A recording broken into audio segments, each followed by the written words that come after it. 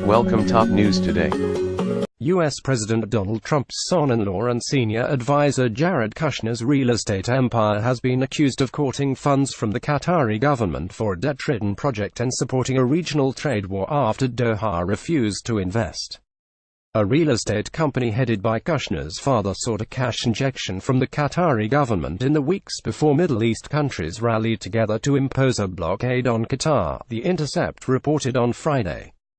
Charles Kushner met with Qatari Finance Minister Ali Sharif al-Emadi at a New York hotel in April 2017, in an attempt to secure funding for Kushner's ailing signature 666 Fifth Avenue property in New York, according to The Intercept, citing two anonymous sources.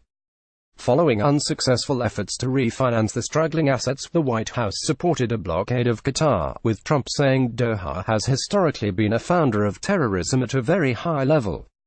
A Kushner company spokesperson, Chris Taylor, denied that any financial overtures were made to the Gulf country. To be clear, we did not meet with anyone from the Qatari government to solicit sovereign funds for any of our projects, Taylor told Newsweek in an email.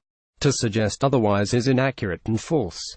Why it matters. The half-hour meeting by Charles Kushner and the Qatari delegates was held on the 24th of April, weeks before a diplomatic row erupted between Qatar and a coalition of Arab states led by Saudi Arabia and the United Arab Emirates.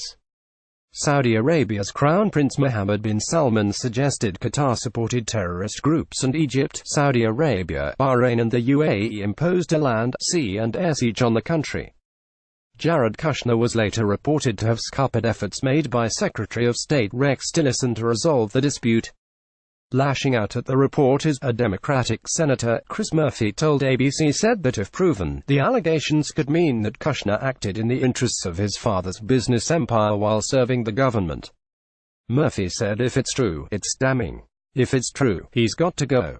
Get the verdict. Morning email background. The Gulf Road drew fault lines in the sand between Gulf Cooperation Council powers, pitting Saudi Arabia, the UAE, and Bahrain against Qatar and splitting the USLEAD bloc founded in 1980 as a counterweight to regional powers Iran.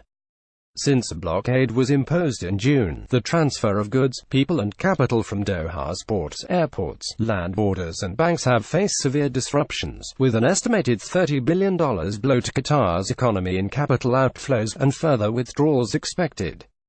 The country has also dipped into the $340 billion stockpile of reserves, using up $38 billion since its trade, tourism and banking sectors suffered under the restrictions, according to ratings agency Moody's.